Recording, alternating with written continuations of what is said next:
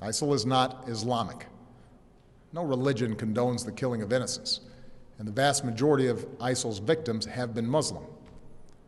And ISIL is certainly not a state.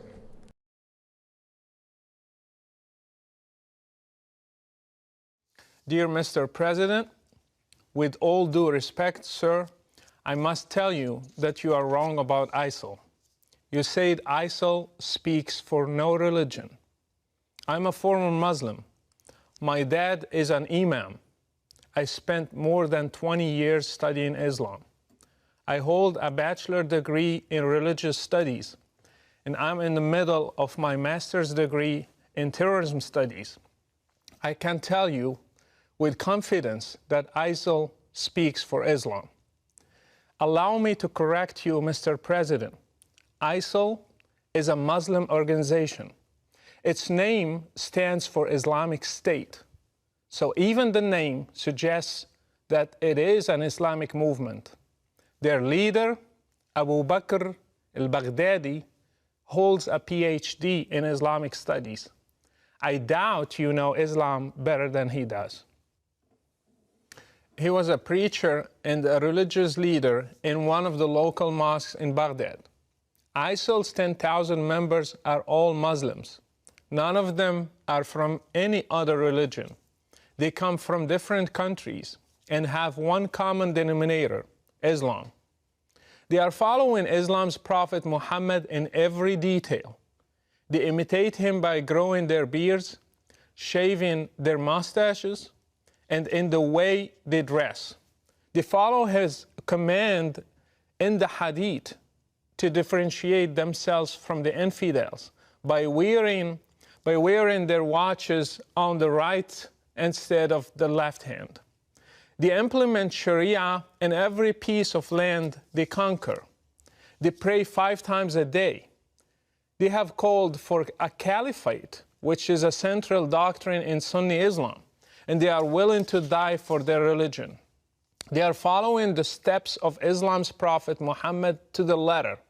By the way, if you want to understand ISIL, read the oldest biography of Muhammad by Ibn Hisham. This is their model for action. You think that ISIL does not speak for Islam because they beheaded an American and they killed those whom they consider infidels. In the same way, Islam's Prophet Muhammad beheaded in one day between 600 and 900 adult males in a Jewish tribe called Banu Qurayza. In fact, beheading is commanded in the Quran in Surah 47, the 4th verse. It says, when you meet the unbelievers in fight, smite at their necks. Ironically, this surah is called the Surah of Muhammad. Killing prisoners is also an order from Allah to Muhammad and to all Muslims. It says it is not for a prophet to have captives of war until he inflicts a massacre upon Allah's enemies in the land. Quran 8:67. And by the way, 3 of Muhammad's wives were Jewish girls he kidnapped from his raids on the religious minorities, just as ISIL is doing today. Mr. President, I grew up in Morocco, supposedly a moderate country, yet I still learned at a young age to hate the enemies of Allah, especially Jews and Christians. These are represented today by Israel and the West, especially the great Satan, America. I prayed 5 times a day, repeating Al-Fatiha, the first chapter in the Quran, asking Allah to lead me not in the way of those who went astray, and those who have the wrath of Allah upon them. We all knew that it is Jews and Christians. We have been brainwashed to hate all of you in our sacred texts, in our prayers, in our Friday sermons, in our educational systems.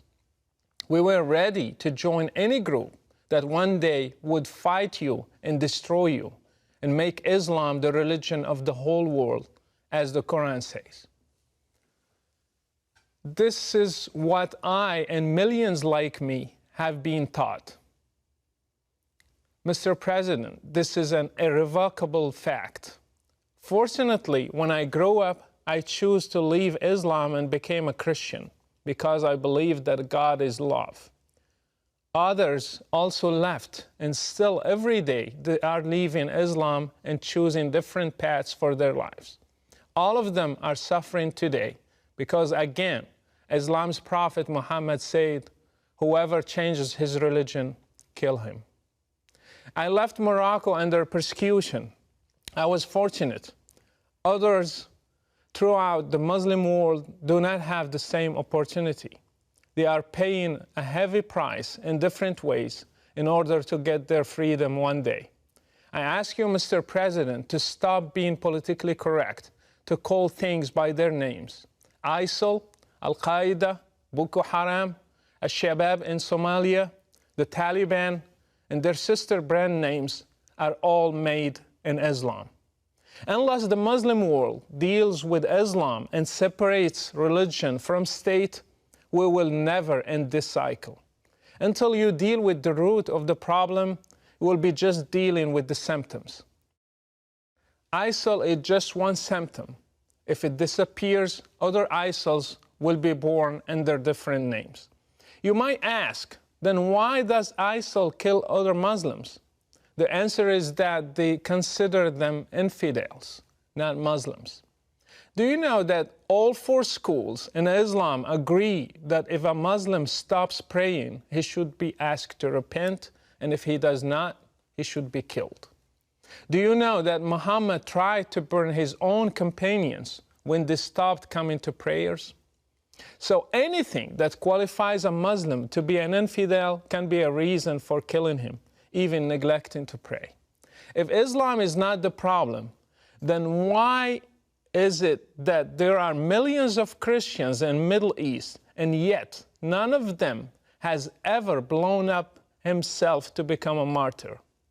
Even though they live under the same economic and political circumstances, and even worse.